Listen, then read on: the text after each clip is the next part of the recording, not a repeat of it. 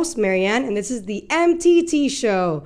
All right, before we begin, follow me on X, Instagram, and TikTok, Mary_Truths with an S, and I'm official on Instagram. I've said that already before, but I'll say it again because I'm proud of myself.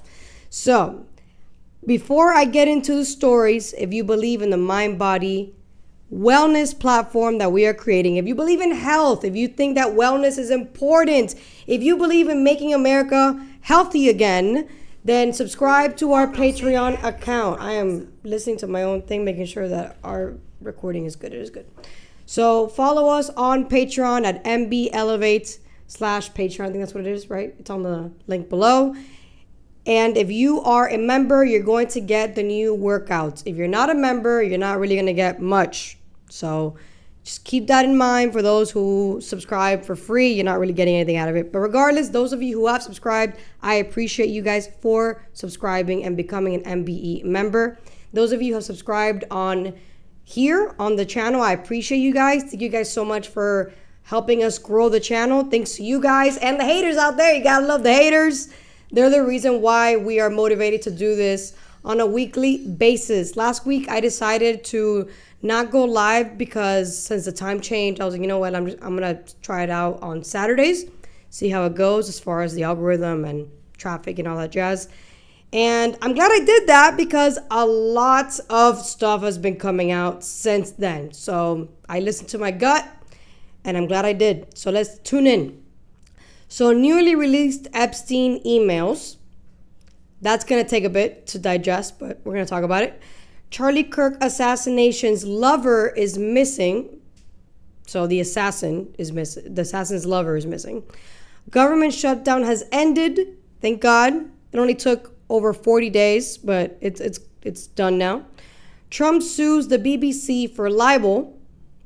And the trans-war Gold's Gym incident and passport executive order issues happening. So that's all has to do with trans war. We're going to talk about that because I think I have a theory behind the whole trans stuff and social media. So newly released Epstein emails. I wish I had my glasses. I could not find them. So I'm going to literally go by just listening to Laz's amazing Frank Sinatra voice. If you guys did not know, Laz can sing. And he can sing really well, like Frank Sinatra. What's that other guy that he liked to sing that sings Italian? Dean Martin. Yeah, he sounds like that guy too. Fun fact. All right, so we're not going to hear the whole thing. It's like a 12-minute clip. We're just going to read the emails that pop up on the screen, if you can read them for me. Okay, so we're just going straight to the emails? Yeah, we're going straight to the emails. Okay. Because I can't see 2:30. I have some here, but the majority of them pop up there. Okay, this one says, I want you to realize that dog that hasn't barked is Trump. Who says that? This is Epstein. Okay. Yeah. Victim spent hours at my house with him. He has never once been mentioned. Police, chief, etc. I'm 75% there. Okay. So that's the one. That's the victim is, according to the White House, Virginia Giuffre, who we all know was the most outspoken victim, who wrote a book and everything, who had a 60-minute interview, which I recommend you guys check it out after this live. And of course, committed suicide after she was hit by a bus. So, which nobody has bothered to question why was she hit by the bus? The driver, was he intoxicated? Like what? That just, went out the window. And we just, even though she also said on X that she would never commit suicide, she said that way in advance. As like a, just in case this happens, I would never do this to myself. But all of a sudden she just, ends her life. But yeah, the redaction, we don't know why it was redacted. According to the Democrats, it was redacted to secure the victim's name. However, the victim is deceased. And we already know the victim is Virginia Giuffre. So the White House has already confirmed that it was Virginia. The House committee also has the unredacted stating that it's Virginia. So I don't know why the Democrats, when they leaked this, they claim it was to protect her, but she's not here to protect. So I don't, like, common sense is not common nowadays. What's the next one?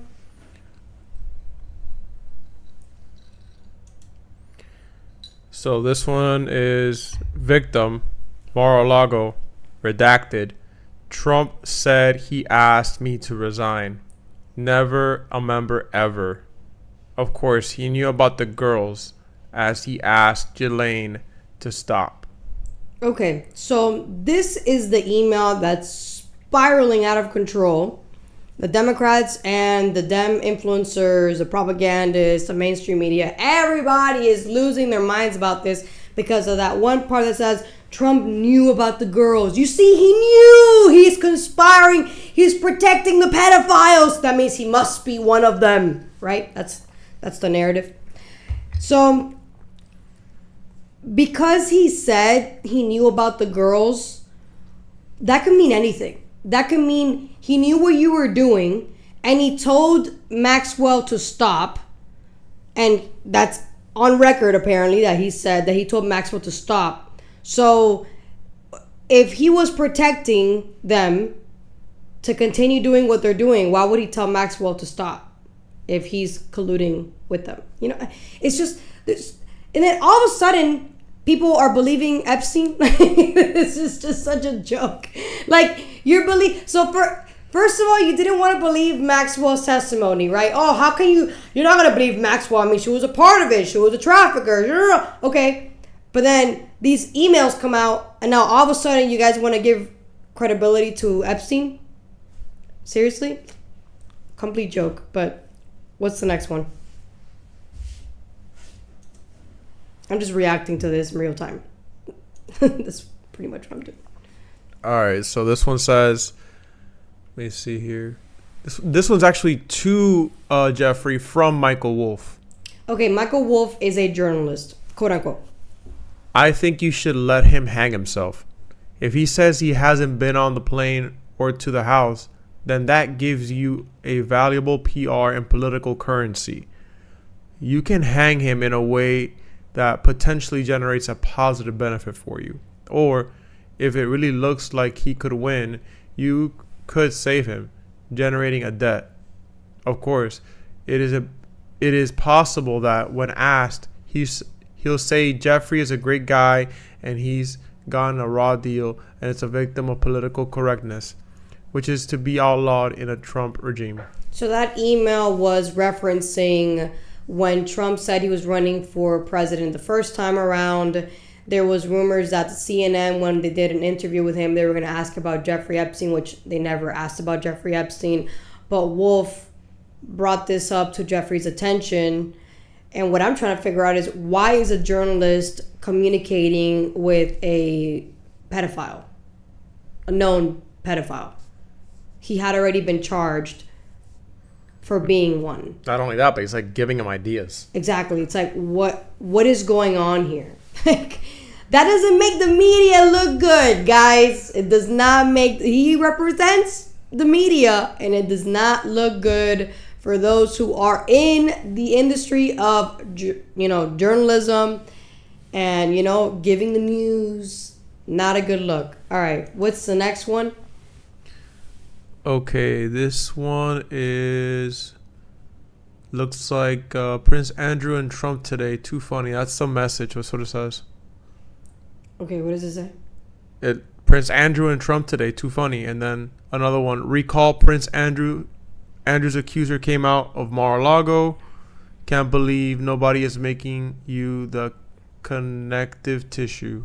Oh, no, that's Steve Bannon.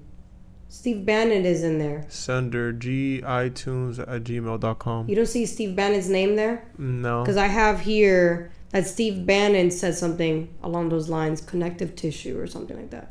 Okay, well, the person they're talking about there is Virginia Giuffre, because she's the one who accused Andrew.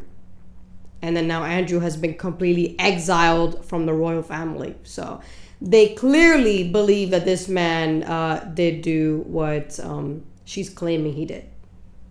What's the next one? This one's from Lawrence Krauss to Jeffrey Epstein.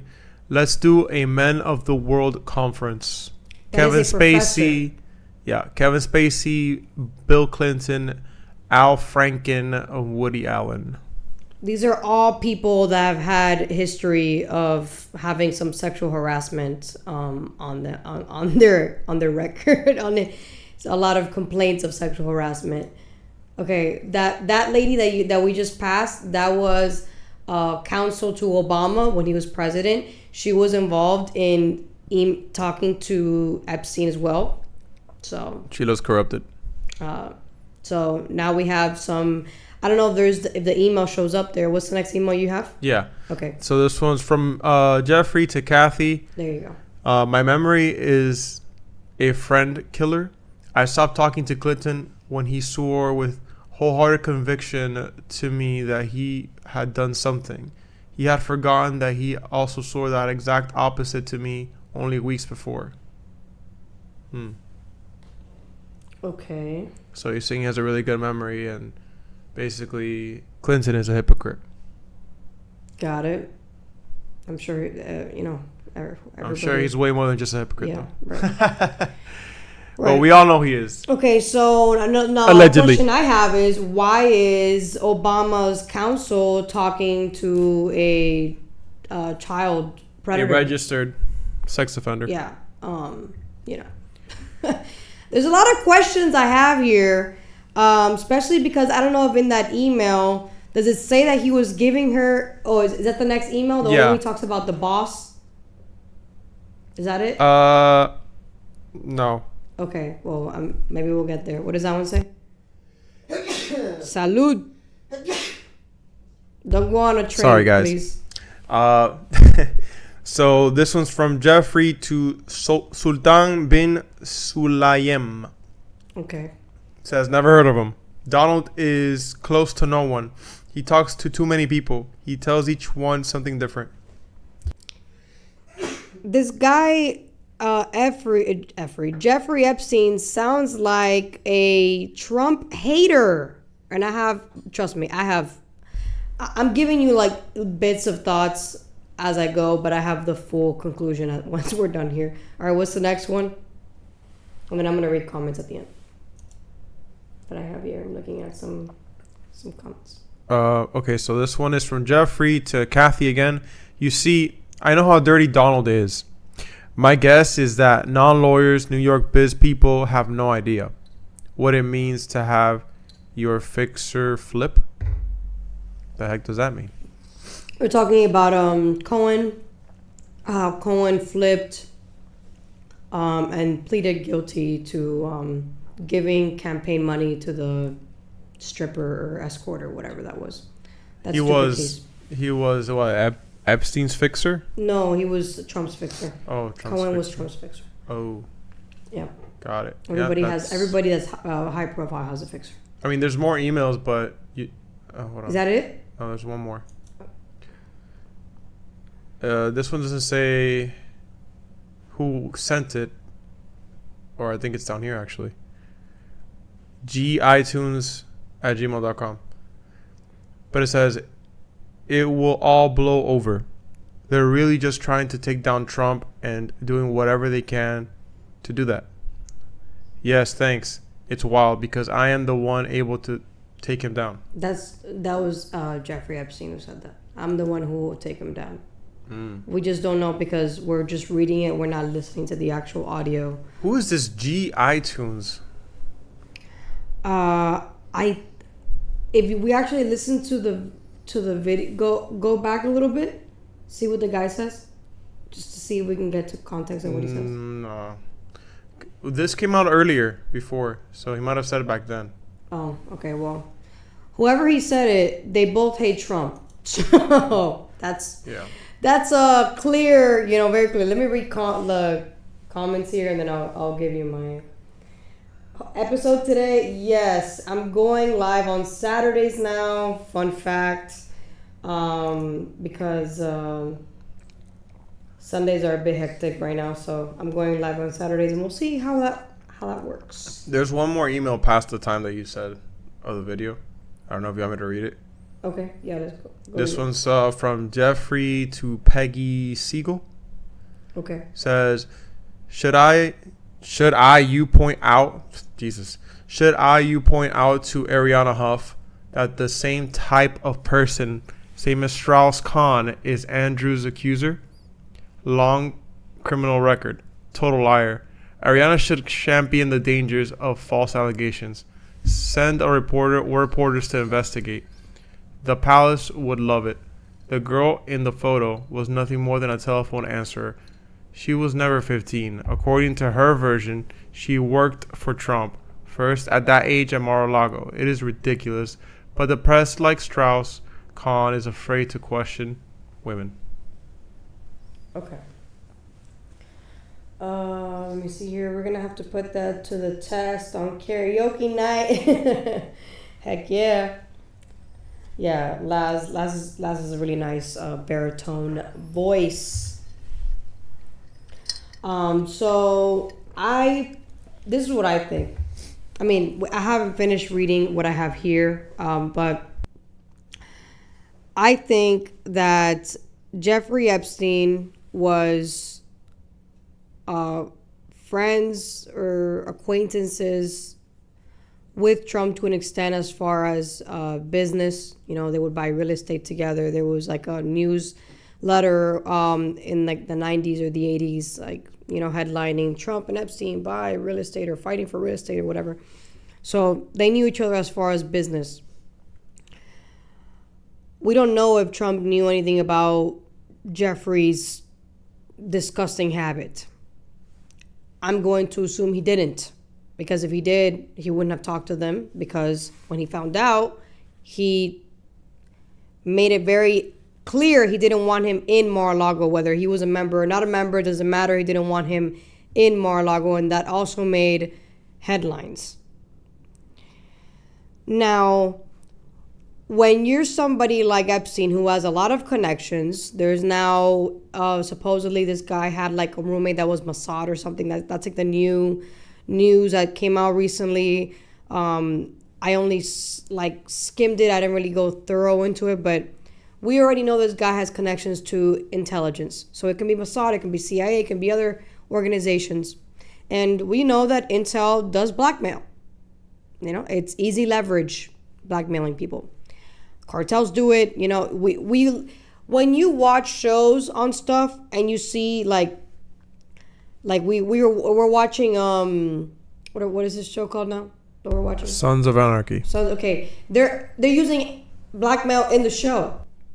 And every show that you watch that's intelligence related, there's going to be some form of blackmail. They're telling you that is one of their tactics that they use is blackmail. It's easy leverage to control anybody. That's obvious. So let's say this guy had a lot of people that he had blackmailed, a lot of powerful people, professors, journalists, royalty, prime ministers, presidents, whatever. And he would have a lot of connections in Mar-a-Lago. And he was using Ghislaine Maxwell and Virginia Dufresne to get girls that were working in Mar-a-Lago out of Mar-a-Lago and traffic them. Let's say, I'm just giving you a scenario. I don't know. Nobody knows anything. Nobody knows anything. So the media who's making these connections, you're making connections out of nothing because you really don't have anything. But I'm going to get there. I'm not there yet. So let's say they're getting these girls from Mar-a-Lago. Okay? All right. The girls are falling for it, and they're going into that disgusting cesspool that Maxwell and Epstein had going on. Trump found out about it, and Trump said, you need to get out. So it's already on the email that he did say, you got to stop. So that means he was not okay with it, and he didn't want that to stain his reputation, which makes sense. He's all about image, so that makes sense. And then Epstein, because he was enjoying the amount of traffic that was coming in that space and the network he had, because it's high profile people that go to Mar-a-Lago. And now that he can't go there anymore, it cuts his supply. He's pissed. He wants to get back at Trump. Now, I also believe that Trump was the only high profile person that dealt with Epstein that was cooperating with law enforcement. And that has been reported multiple times throughout this entire Epstein saga. Months ago, I did 2 lives talking about this because one live was not going to do it justice. It's just too much. And I did 2. And I gave you a timeline. And it started off with the first arrest in 2006. And in 2006, 2007, the sheriff had already reported that Trump was super cooperative. That's already on record. And then on top of that, there was a lawyer, which we'll show you really quick, that also said, I believe in 2009, that's when the feds already got a hold of the case, that Trump was the only high-profile person they didn't have to force to communicate with. He was just open and gave them the information that they needed, and the information checked out, which is very important. Okay, now fast forward just a couple months ago, Speaker Johnson out of nowhere says Trump is an FBI informant. So when people are saying, who is Trump protecting? Who is Trump protecting? You know who I think Trump is protecting? Himself. That's who I think Trump is protecting. And I think everybody can agree that Trump is a little narcissistic, just a smidge, you know. When you've succeeded so much in life, you know, you can think really highly of yourself. Your ego can be pretty inflated. I get it. He is president again. So understandable that he is not very humble. He's not a very humble person. He likes a lot of gold, a lot of, you know, I don't know what you call it. What is the word that I'm looking for? Not royalty, but the fancy life, the bourgeoisie life. So if in the files he is the informant, meaning the rat, that's not a good look on Donald Trump at all. I mean, to the MAGA world, it's great, but in optics, it's not. Especially for him, because he's only going to be president for 3 years and then he's out. And then, you know, they're going to be like, oh my God, Donald Trump was, you know, a rat. You know, even though he did the right thing, but it doesn't change the fact that, you know, nobody likes a snitch, even though he snitched on the right person.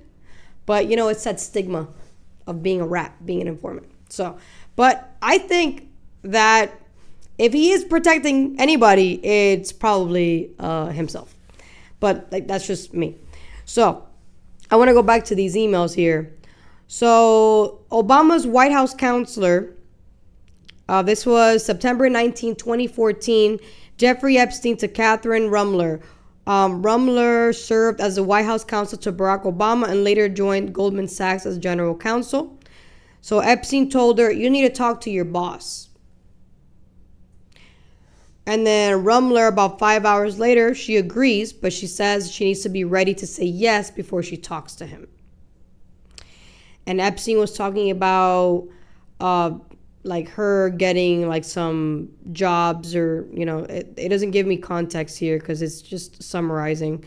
But we can definitely inference that Barack Obama's administration perhaps was influenced by Jeffrey Epstein, because why on earth would Obama's counsel be emailing Jeffrey Epstein? This was 2014. This was after he was already indicted and charged for being a pedophile. So, yeah. And trafficking minors. Not a good look for Obama. Another one here is Steve Bannon. Let me see here. Let me see if I can find it. Well, I got one. I got another one. So a lot of leftist influencers are saying Epstein said that he gave his girl to Trump. And what he said was, I gave Trump my 20-year-old girlfriend. That was part of one of the emails. 2015, Jeffrey Epstein to Landon Thomas, who's a finance reporter for the New York Times, says, Epstein is blah, blah, blah, blah. He tells Thomas she used to be his girlfriend and then dated Trump. In one email, he writes, with his usual weird punctuation, she was my 20-year-old girlfriend in 93. Then after 2 years, I gave to Donald. But I don't know why that's a big deal, because 20 is adult age. So, but I guess the way he said it, like, I gave her to her, like they're just passing the salad, you know. But like, it's there's nothing to grab at straws there, because 20 is adult. It's legal age. But, you know, I have to put that out there because a lot of people are talking about it. Let's see here. What's the next one? Epstein's emails about Trump to Larry Summers. 2017, Jeffrey Epstein to Larry Summers, former Treasury Secretary of Harvard and a Harvard president. So this guy was a former Treasury Secretary, 2017, okay? Talking to Jeffrey Epstein. Look how many connections this man had. And Larry Summers was a Harvard president. Donald Trump has spoken about Larry Summers to the media and has said multiple times, you should be investigating Larry Summers. You should talk to Larry Summers. So Larry Summers, shortly after Trump inauguration, calls Trump the worst person he'd ever known and dangerous. Gee, I wonder why. Maybe because he has something on you. He also analyzes Trump's business model in messages he later forwards around. Epstein claims doesn't really own very much. He rents out his name. Sounds like a hater.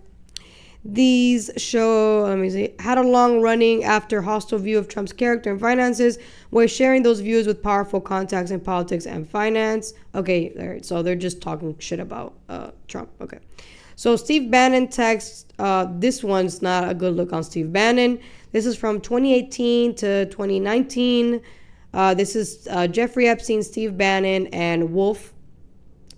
So texts between Epstein and Trump's former chief strategist Steve Bannon show a years-long relationship where Bannon helps Epstein think through damage control and Epstein advises Bannon on messaging and optics.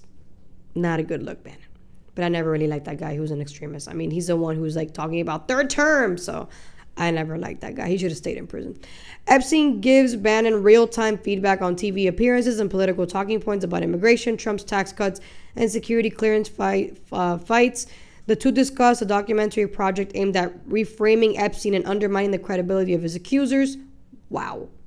And critics positioning Epstein as the victim of a political operation, which that documentary never was released. I wonder why. That would have been really bad for Bannon. Bannon wasn't just some distant acquaintance. He was actively helping Epstein plan reputation rehab.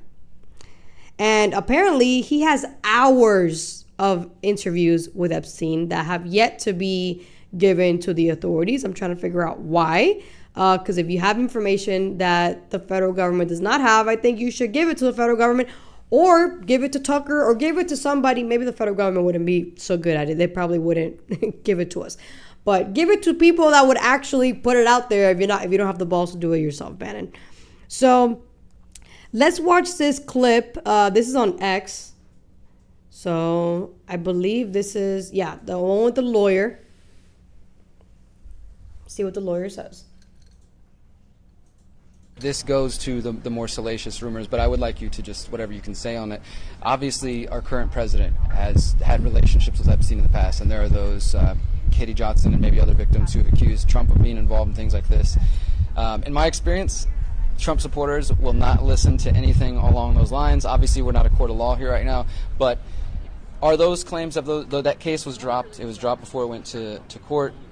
In your opinion as a lawyer and your experience, is there anything you can say as to the validity of those claims, or whether or not there will be any more about that? Nothing at all. The only thing that I can say about President Trump is that he is the only person who, in 2009, when I served a lot of subpoenas on a lot of people, or at least gave notice to some pretty connected people that I wanted to talk to them, he is the only person who picked up the phone and said, let's just talk. I'll give you as much time as you want. I'll tell you what you need to know, and was very helpful in the information that he gave, and gave no indication whatsoever that he was involved in anything untoward whatsoever, but had good information that checked out and that helped us, and that we didn't have to take a deposition of him. That was in 2009? That was in 2009.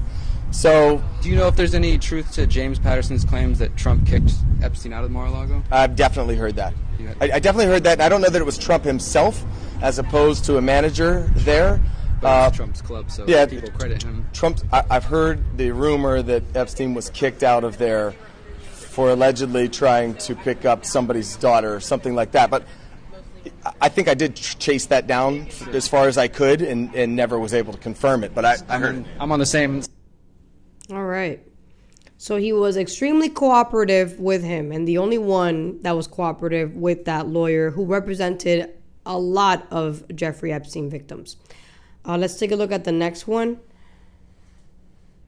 which is... It's been misrepresented. He's not that's the speaker.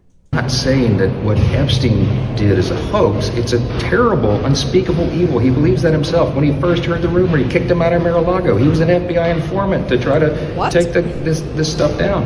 The president knows and has great sympathy for the women who have suffered these unspeakable harms. It's detestable to him. All right. He was an FBI informant, says Speaker Johnson, who does have clearance, by the way.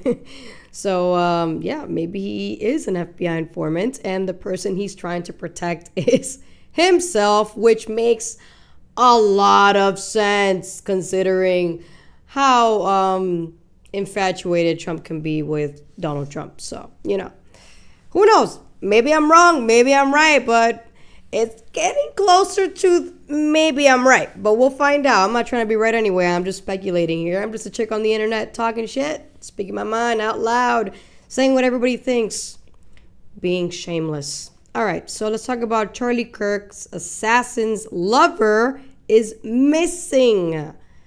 Let's take a look at that really quick.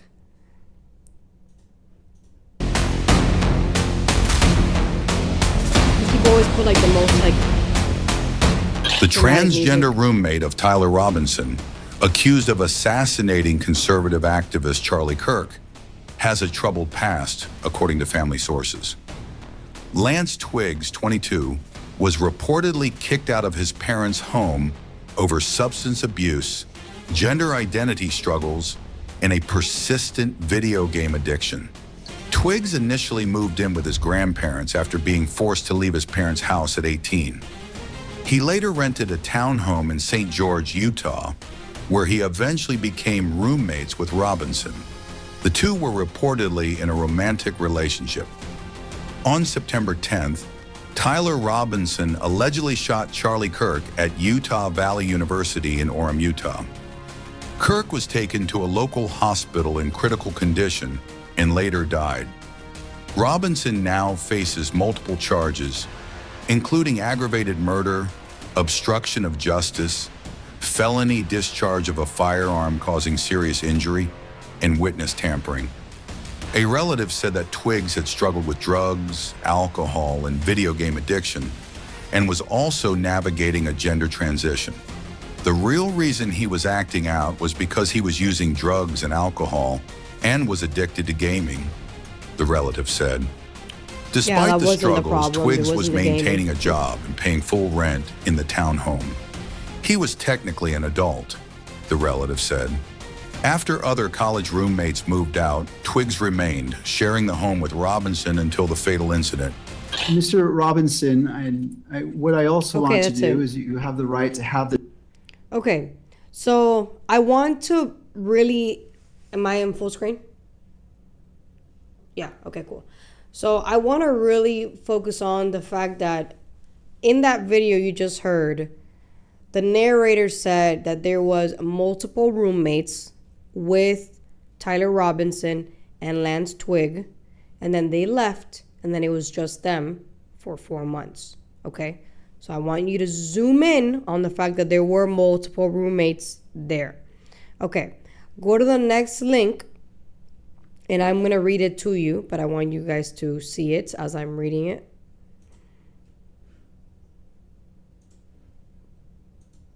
Yeah, there you go. They can see that? Okay, sweet. So this is from Douglas Mackeys. Shout out to Douglas. Despite being kicked out of the family house and becoming addicted to drugs, Tyler Robinson's transgender boyfriend Lance S. Twiggs continued to be mollycoddled by an enabling mother who continued sending money to his Venmo account. There's a lesson here. Overall, however, his digital footprint has a sinister undertone. In one thread on the chat forum Reddit from 2 years ago, Twiggs, under the username Lanceclot3, responds to the question, "What's your experience with spiritual abuse?" With this reply, "I was told I was possessed by a demon, and then within 30 minutes kicked out of the house because I started laughing and wouldn't go to the bishop for a blessing. Later found out they just didn't like me and were looking for a way to get me out of the house. Wasn't even 18 at the time." Even though according to the video we just heard that he got kicked out at 18. According to a Twiggs family member who wished to remain anonymous, it is true that Lance was evicted by his parents. The family member also claimed that Lance had wrongly been portrayed as soft by the media, and in fact he was a drug user who almost overdosed, turned up at family Easter clearly high, spouting political slogans, and was addicted to the deep web. So it's not the gaming. The deep web, corners of the internet that can't be indexed by search engines. God knows what this man was consuming. He is full of evil and hatred, admitted a second family member when approached by local news earlier this week. He's not a healthy person. He is very angry with anyone who is supportive of conservative ideals and Christian values. From Twiggs' Reddit post, we have also established that he claims to have struggled with bulimia and has made jokes about being beaten by his mother. Twiggs wrote in one thread that he'd been recommended treatments for schizophrenia, bipolar disorder, and a brain tumor through targeted social media adverts, and has also joked about spending his parents' money. Indeed, a glance at his public account on the U.S. payment app Venmo shows that despite falling out with his family, his mother, Amy Twiggs, regularly deposits cash into his account, enabling, including in the past 3 years for insurance, piano lessons, prescriptions, and a visit to a doctor. Yeah, you can say that's for that, but let's be real here. He's using it for drugs. All right. So why am I give you this information? Because I ran into a video that I can't show because I will get copyrighted for it. But I want you guys to, if you can show the video itself, don't, click on it. Just show people the video. I recommend you guys highly watch that video. Check out the YouTube account. Follow him. He did a really good job. But I'm going to summarize really quick what that video is about. So remember that other video said that, if you can put me back on the screen. The other video said that they had a lot of roommates living with them. It wasn't just them two in the beginning. So in that video, one of the roommates living with them whistleblowed to this YouTuber about what he experienced before the assassination of Charlie Kirk. And in the video, the whistleblower is explaining to the YouTuber how he believes Lance groomed Tyler Robinson, how he believes Tyler Robinson was probably a virgin when he met Lance, and Lance was always on drugs, always on alcohol, and he would have manic episodes. So obviously a mentally unstable, mentally ill person who was taking black market hormones because he was trying to transition.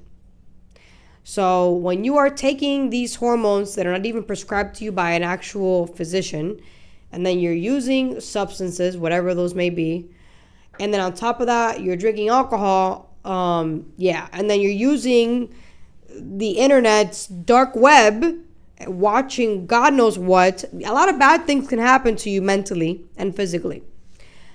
So the YouTuber is explaining that the whistleblower had told him that he pretty much believes that Lance is the reason why Tyler assassinated Charlie Kirk, because Lance was the one that was heavily indoctrinated with hatred of Christians and conservatism, and pretty much passed that parasitic mentality to Tyler Robinson, because this is a parasitic mentality and it is contagious if you are weak-minded. Okay, FYI to those who are falling for it. Yes, I'm calling you weak.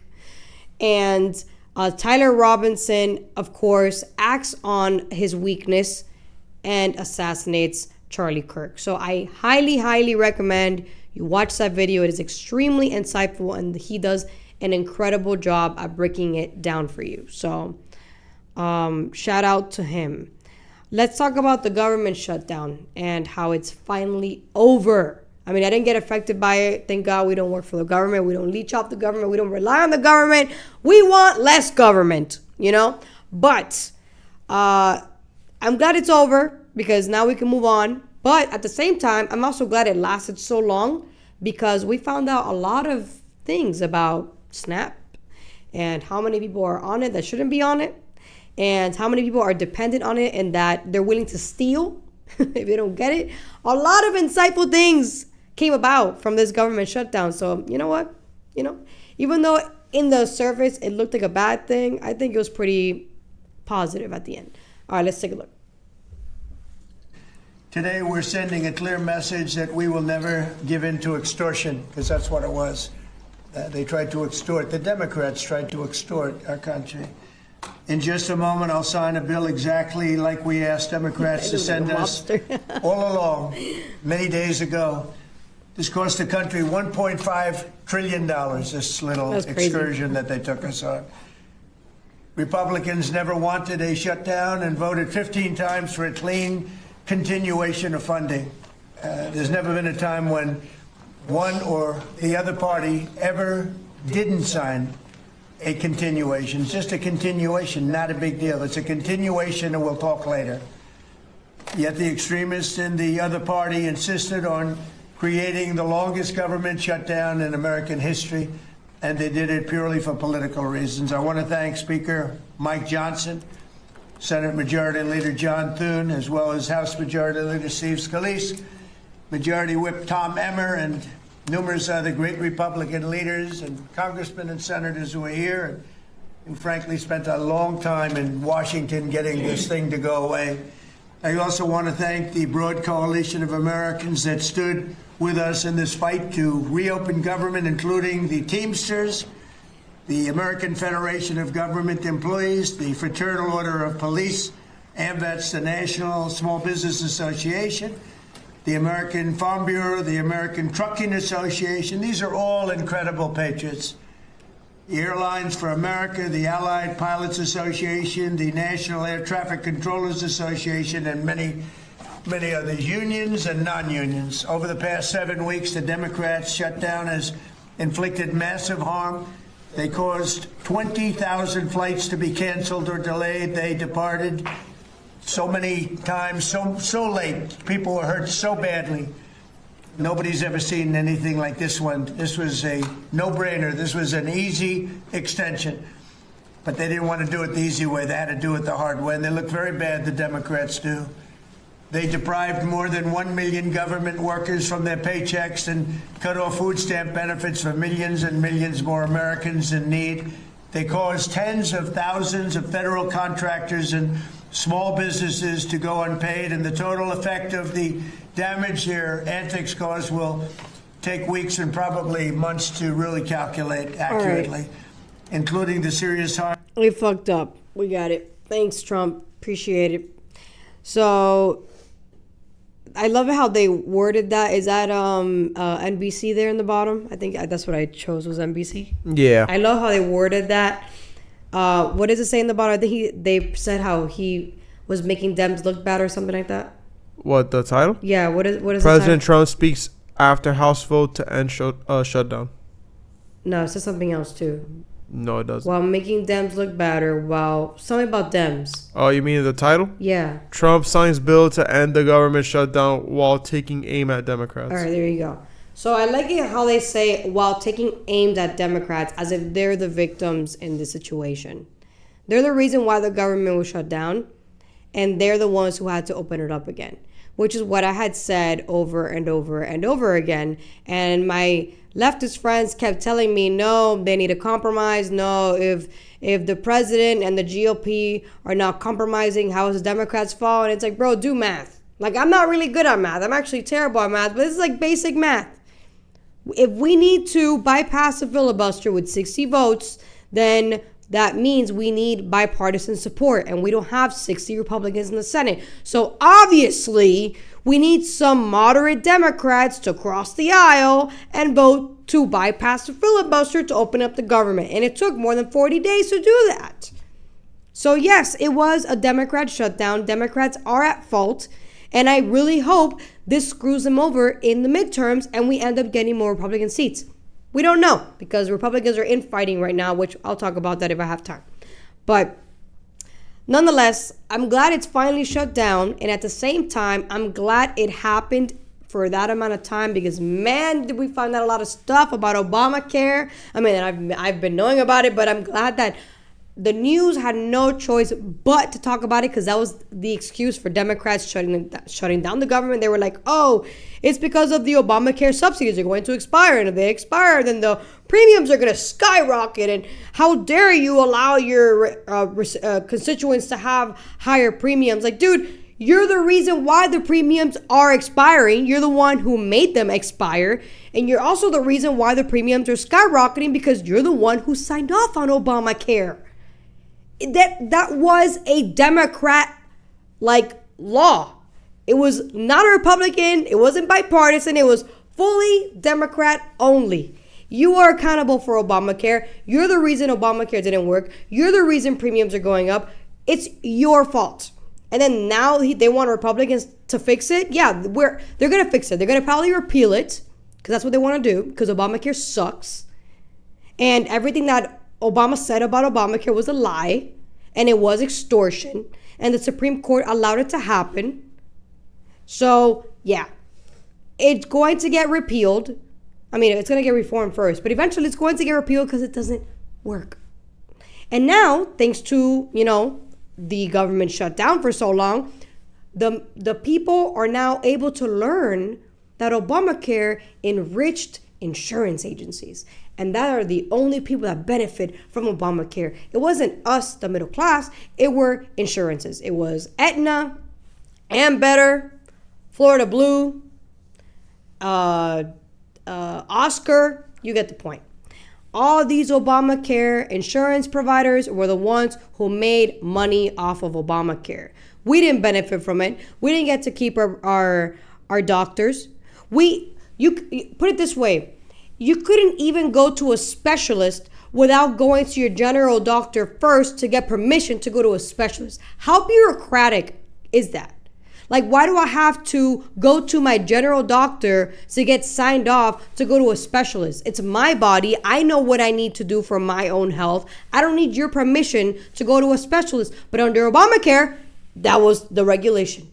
There was regulation upon bureaucracy upon bureaucracy. It was ridiculous. Not to mention, if it wasn't for Trump, we would still be paying a penalty if you didn't get Obamacare. Thanks to that guy, there is no penalty, if y'all forgot, because we were forced to get Obamacare. Remember? It was extortion. It was legal extortion by the Democrats when Obama was in power. He forced us to get Obamacare because he believed everybody needed health insurance, even though we didn't ask for it. And the insurance at the time wasn't actually expensive compared to what it is now. So it turns out that, he made everything so much worse than it already was, which is typical for a socialist. People think that Obama was not a socialist. Yes, he was a socialist. He is a socialist. Only a socialist would think that socialized healthcare is the best option for the countries. Just putting that out there. Now, just to zoom in on insurances here before I move on to the next video. Insurances not only made money off of Obamacare, they enriched the shit out of them, which is hilarious because Bernie Sanders, the billionaires and the millionaires, even though he's a millionaire himself, and AOC too, they're fighting for the rich people, but they're literally enriching the insurance companies. You're enriching them more and more and more. You're making them fatter and you're making us sicker and poorer on top of that. If you had Obamacare, you couldn't just cancel it. Like, they wouldn't cancel it if you wouldn't renew. It would automatically renew. So there's people who are on it who don't even know they're on it. So the insurance companies are just racking up money off of people that don't even know they have Obamacare, bro. That is how corrupted this program is. It was literally a scam for insurance companies to make money off of taxpayers. And yet the socialists are here claiming, oh no, Obamacare is perfect. Like, what are you talking about? We need more of it, not less of it. No, I'm sorry. I'm so glad the government shutdown lasted this long. Schumer, you did a great job because thanks to you, we were able to expose the scam of Obamacare. We were able to expose how people that are dependent off of food stamps are just people that are parasites to the system because they were on TikTok saying, I'm gonna go on Walmart and I'm gonna steal some food. So yeah, they're obviously criminals. So I'm glad that exposed the darkness of government dependency. So let's go on to the next one here. I forgot what it was. I think it's not the Communist USA. No, it's the X one. Oh, it's this guy. I like this guy. This is CNN talking about how the government shutdown didn't affect Trump at all. Net approval rating, we're talking 20 days into it. In 2018/2019, Donald Trump's net approval rating was already falling. The shutdown was eating into his popular support. It was down 3 points already at this particular point and would fall considerably more. It was very much on the decline. You come over to this side of the screen, this shutdown hasn't eaten into Donald Trump's support at all. This guy gets excited off the numbers. Is actually up a point in terms of his popular support. So the bottom line is this. The first shutdown during Trump's first term, 2018-2019, was hurting Donald Trump. This one is not hurting him at all. There's no real reason Donald Trump might say, at least when it comes to popular support, I want to get out of this shutdown. What about the question of blame? Yeah, okay, what about the question of blame? Okay, you see Donald Trump's net approval rating was down 2018 to 2019. You talk about 2025 as net approval rating is up. It comes down to the blame game, a game I loved to play when I was younger. Blame Trump for the shutdown a great deal. In 2018/2019, 61%, more than 3 in 5 Americans, blame Trump a great deal for that particular shutdown. You come over to this side of the screen, look at this.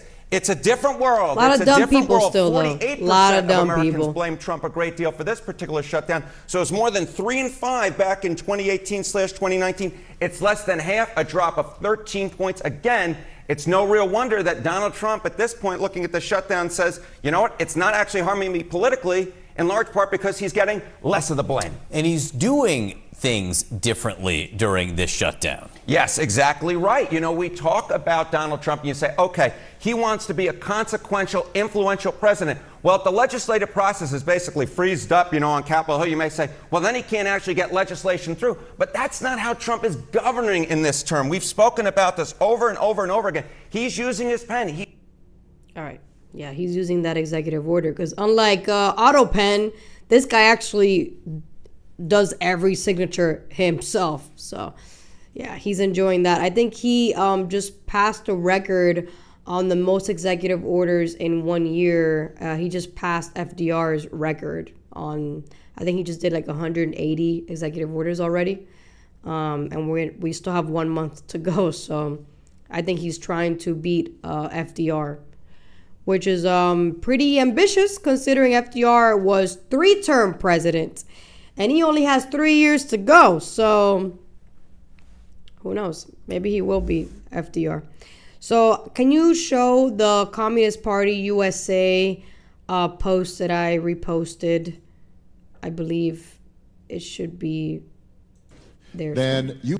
It's a picture. When did he post it? I'm sorry, I didn't repost it because I didn't want people to think that I'm like pro-communism. I actually saved it. So just go to the link. It's on the guide. Oh.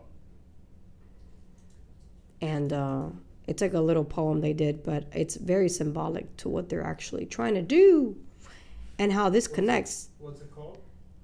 It's the link right after the one that you had clicked on. The third one. Communist USA / there you go, that one.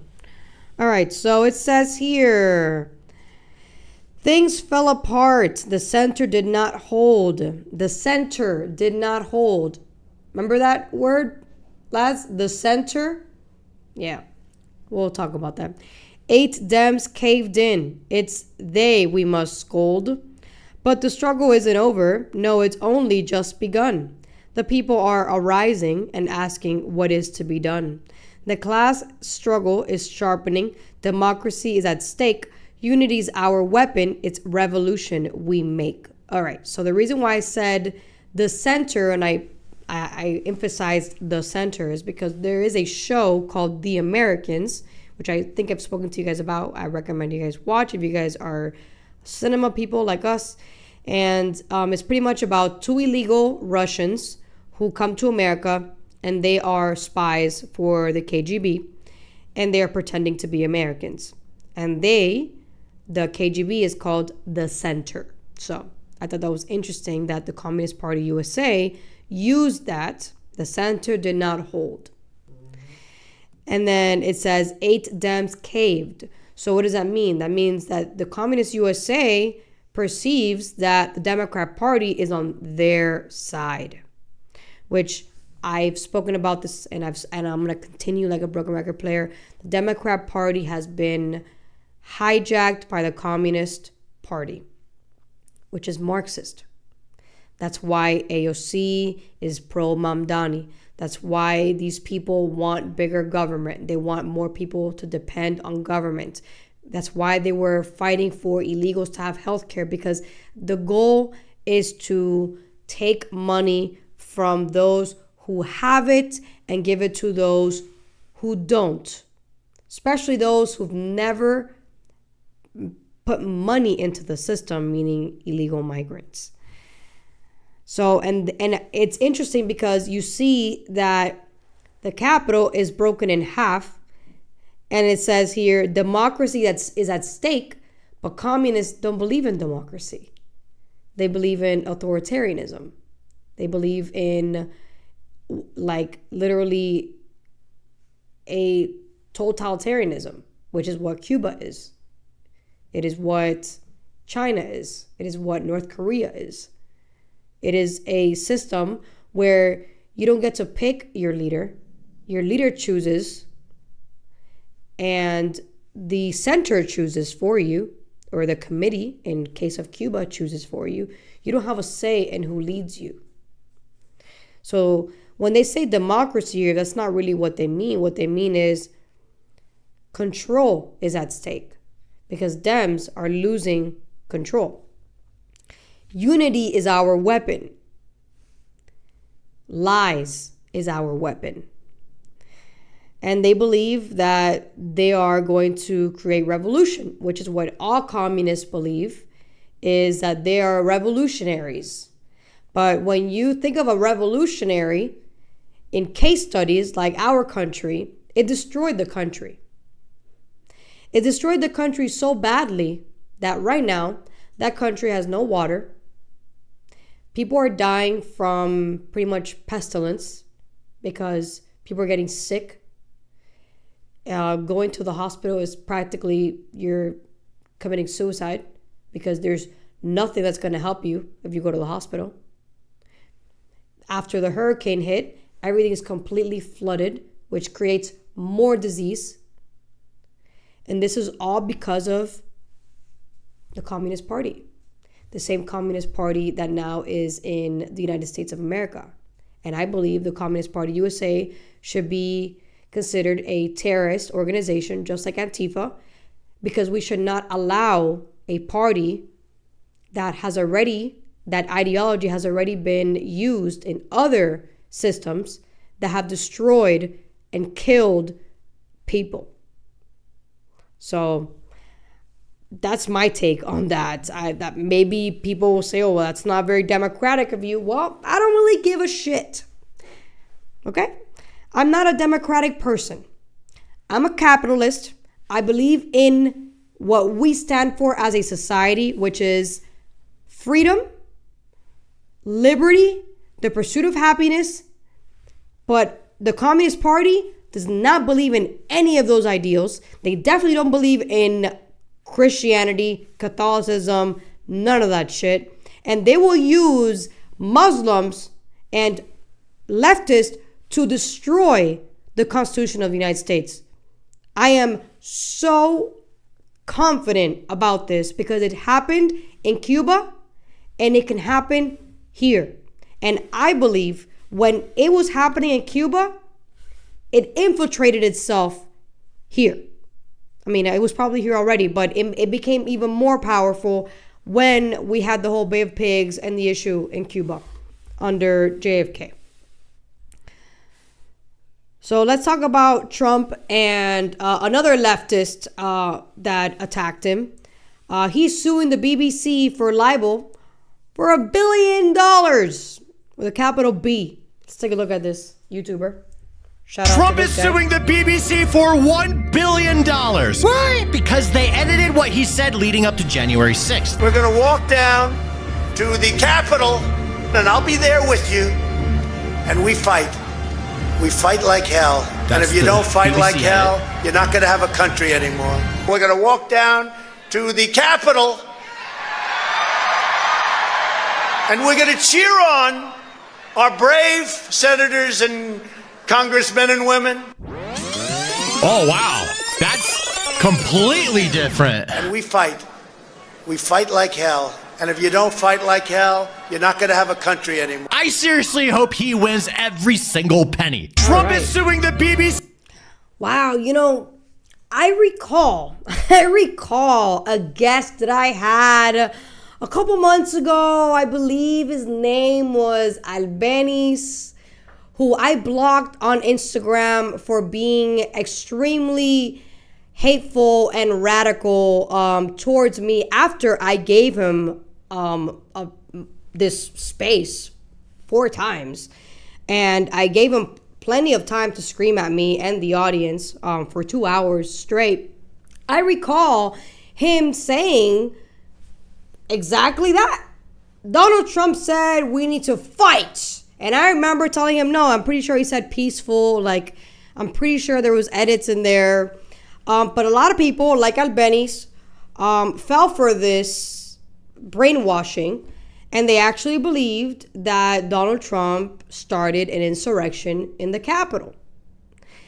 And now we have a enormous media platform, which, by the way, I did not know the BBC is public, meaning taxpayers of the UK fund the BBC. And guess what? If they're gonna lose the lawsuit, and they're gonna have to pay the $1 billion because they apologized, and Donald Trump was like, yeah, that's not gonna cut it. Cough up. So yeah, they're gonna probably file bankruptcy because $1 billion is $1 billion. And that's gonna suck because the people that are funding the BBC are the taxpayers, and that's why socialism doesn't work. So why does it work? Because you only end up screwing over the taxpayer. That's the only person that gets screwed over here. So honestly, this is a great example of programming and brainwashing at its finest. It shows you how evil media truly is, and that their goal and objectives are not to inform you of the facts. It's to indoctrinate you to believe their narrative. And if you are weak, like my guest was, you will believe it, you know. So it's unfortunate, but you know what? I'm glad this happened because maybe people like my guest Albanese will wake up from their programming. I hope so. I pray that you do, honestly. And maybe I will unblock you when you decide to do it. We'll see. We'll figure it out when that day comes, because I do believe in, you know, forgiveness and all that jazz. So let's talk about the trans war and the whole gold gyms incident and the passport executive order. So Let's see here. Let's take a look at this really quick. This was very A woman whose membership to an LA gym was revoked after she called out a trans woman for being in the women's locker rooms has clashed with Californian State Democrat Senator Scott Wiener at a public event. The interaction started off respectful. Senator Wiener, as the only black lesbian here, can I please ask you a question because I flew here to do that? Yeah. Okay. As a lesbian woman who was attacked in the women's locker room at Gold's Gym this week by a self-identifying trans woman with a documented history of domestic violence, I'm deeply concerned about women's safety in female-only spaces. What would you say to women who are seeking assurance that their safety will be protected from men who, by California law, can self-ID as women in women-only spaces, sir? Please tell me. Yeah, so we want, everyone to be safe. And we also know that, we have trans people, both men and women, who are men and women. So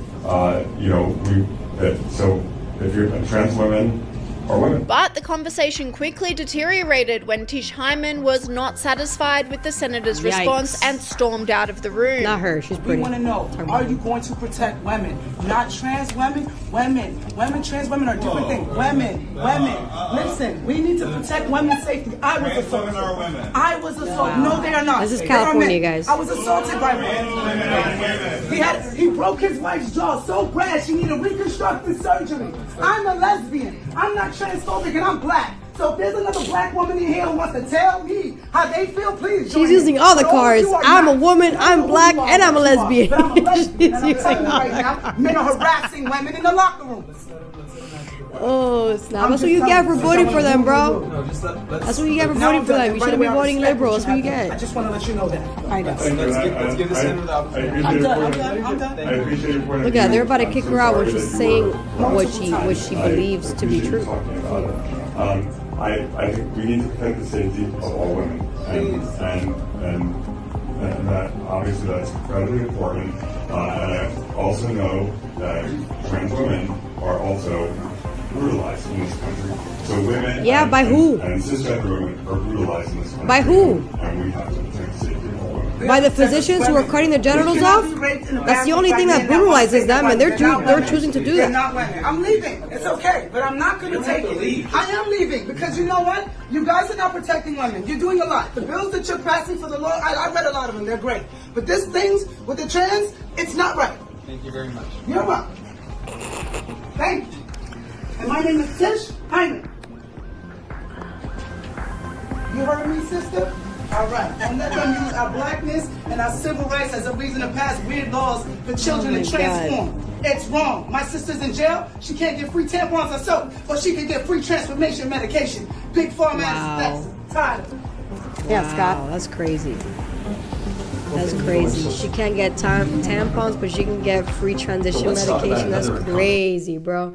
All right, what keep going. Is that it? When we first started talking in 2008, skip that. I don't want to hear this guy. This female commentator blasted the senator, saying Scott Wiener is a weasel and a liar. He doesn't care about women's safety. He thinks that it is our job to protect these men from other men, which is emotional hostage taking. Men's violence is not our problem to solve. Tish Hyman's explosion comes after she was in an altercation with a trans woman who was in the locker rooms at a Gold's Gym in LA. The incident subsequently went viral. Gold's Gym! It was one viral. Grown men with big dicks in the women's locker room. And that's why I'm getting kicked out. And I want to make sure the girls know. The fuck? Everybody saw that man in the fucking locker room. No one's saying shit. And I'm fucking done with it. It's fucking stupid. It's dangerous. Me naked in front of a man without my permission. But I'm the one who gets kicked out the gym, y'all. I'm terminated her membership for not was wanting men in the revoked. locker room. Hyman then doubled down on Fox News, demanding trans people have separate spaces. And I believe that in the end, after this crazy incident, there will be protections and laws in place for women, first and foremost, to protect us. Not in California, Immediately, they need fam. to have this revoked, and they cannot enter women's spaces from this day forward. As long as I'm alive, every woman will be safe. Every man will be safe, because men are dealing with it in their restrooms too, and they don't like it. It's not fair. Transsexuals are different. They need different spaces and different laws to protect them. Our reproductive rights have nothing to do with transsexuals. They're not trans women or men. They're men and women who are transferring over, and they're sexual. They're transsexuals, people. Well, Let's call I it like fully it is. respect your opinion. All right, But that's the it. outburst set off a debate in Yeah, that is true, 100%. They are different. They're mentally ill.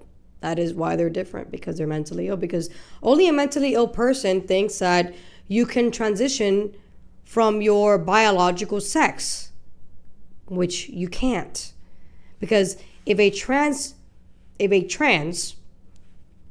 is dug up, their bone is gonna say not their gender identity, it's gonna say their sex. That's what it's gonna say. So this idea that, oh no, you can change your gender. No, you can't, because your gender and your sex are intertwined with each other. Your gender is defined by the sex you are born with, which is male and female. That is what gender is defined as. It's not gender fluid like these lunatics want to believe. It's not gender fluid. There is no such thing as gender fluidity.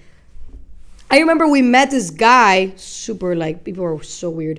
In 2020, a lot of creeps were coming out, like, crawling out, you know, like, because, you know, the government was, like, just giving money away, you know. Nobody wanted to work. Like, oh, why am I going to work if the government's going to give me money, right? So socialism really grew at that time.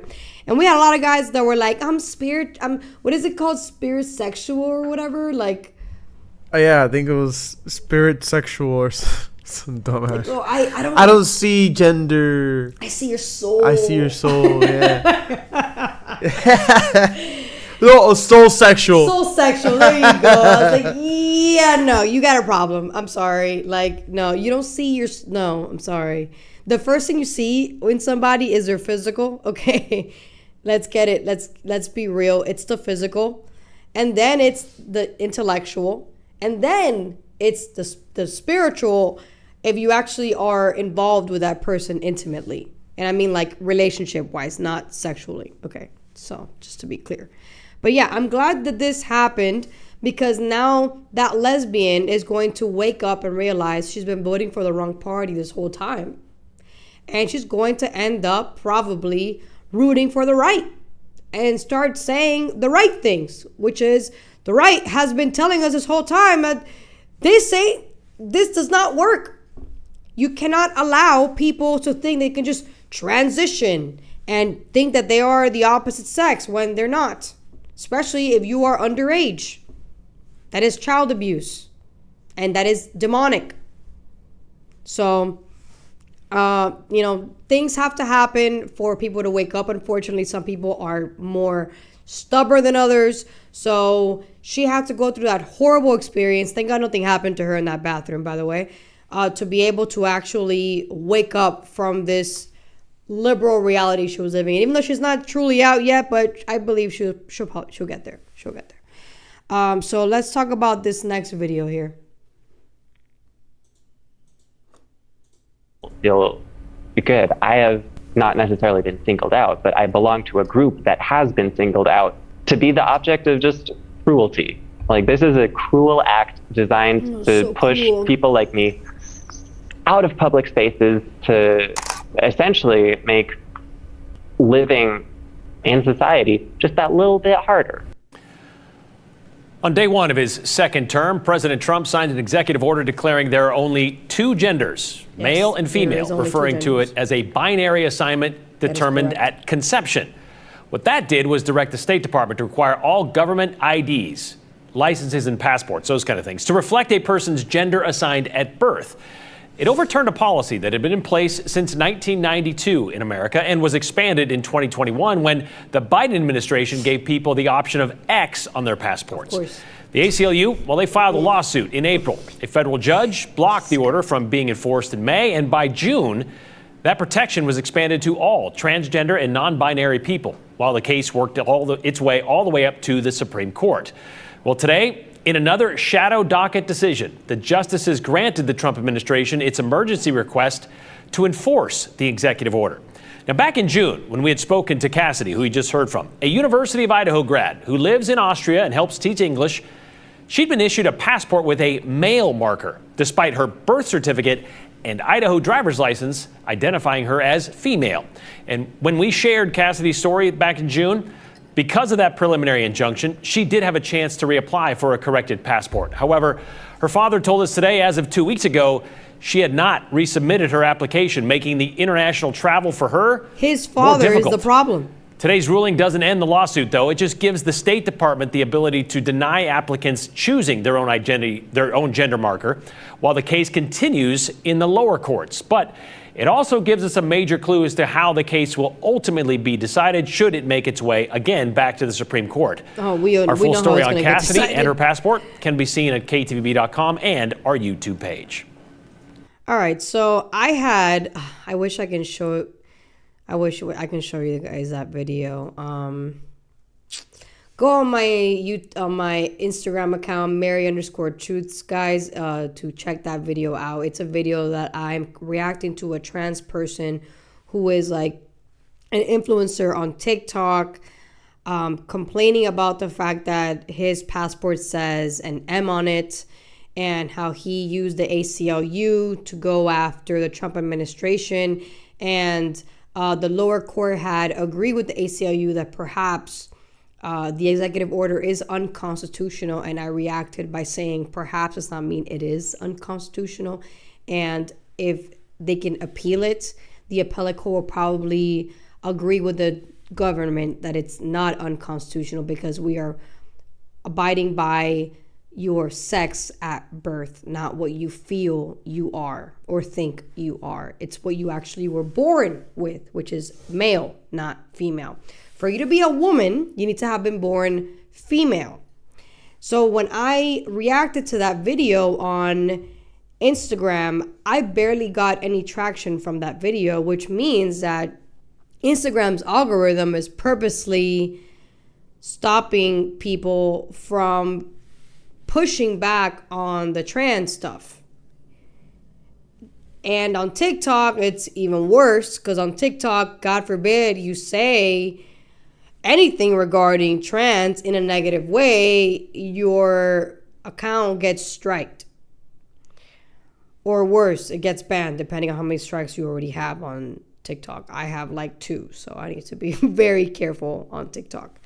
But regardless, follow me on TikTok, X, and Instagram, Mary_Truths with an S.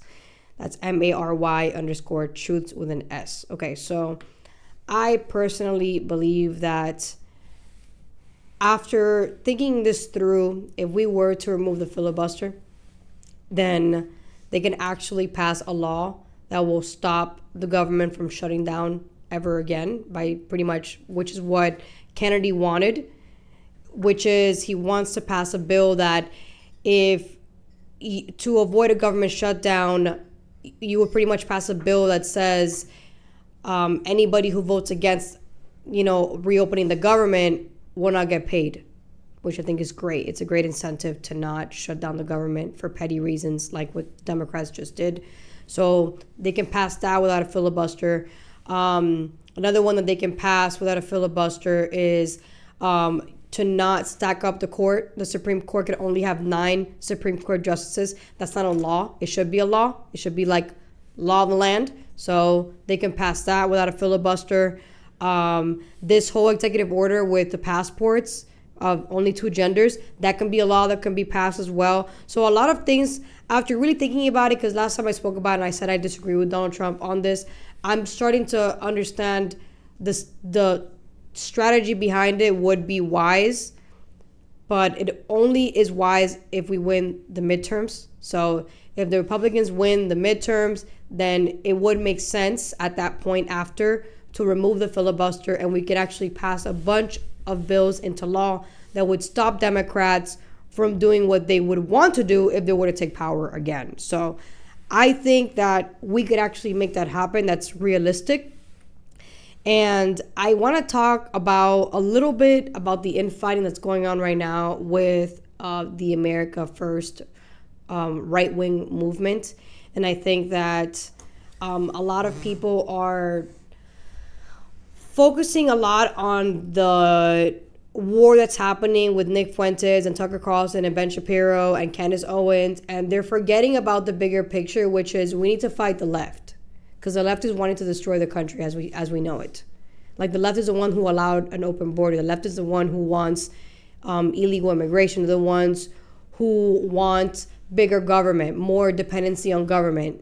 So if we want to maintain and improve America, then we need to focus on the bigger picture and not focus on this infighting that's happening right now. But just to clue you in case you don't know, Nick Fuentes and Tucker Carlson had an interview. It was a very soft-ass interview, I might say. I did see it. I was not impressed at Tucker Carlson at all. I think he could have done way better, considering Nick Fuentes literally said that he admires Stalin, okay?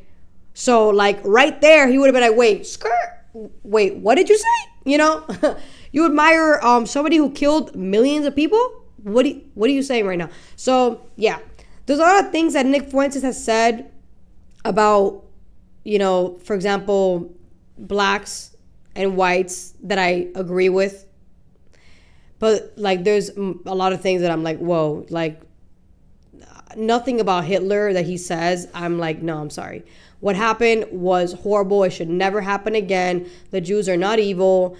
Like, you're 100%. I'm not there. I'm not there at all. This whole, like, Israel is, like, controlling everything. I'm not there. I'm sorry. That's not the game for me. I know that Candace Owens loves that, and she makes her money off of that. And so does Nick Fuentes. But I think that this infighting with all these people is just a distraction, and it's just a bunch of noise, and they're ignoring the signal. The signal is focus on the left. What is the left doing that's going to screw the country long term? That is what matters. If you want this country to be sustained and maintained in longevity, we need to focus on the bigger picture, not the infighting. Yes, we don't all agree with each other. We're not supposed to. We don't believe in communism. We're all different. We're all raised differently. We all came from different backgrounds. So obviously, we don't all agree on the same things.